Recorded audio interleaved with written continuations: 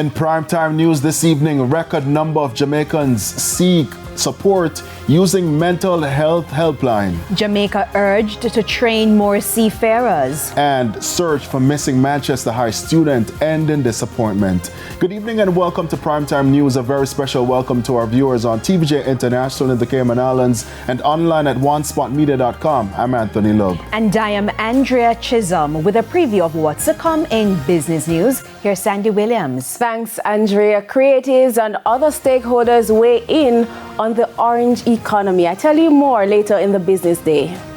Thank you so much, Sandy. And Jermaine Brown is here to give us a preview of what's to come in sports. Jermaine. Well, thank you, Anthony. Well, tough opening day for the West Indies in the first test against India. And what's next for Oblique Seville? We'll tell you more a bit later on.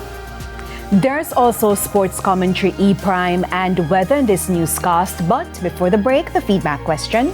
And this evening we're asking, what are your thoughts on the state of West Indies cricket? Cricket, lovely cricket. Share your comments online, facebook.com/televisionjamaica, and post on X at TVJ News Center. Please stay with us. Primetime News returns right after this break.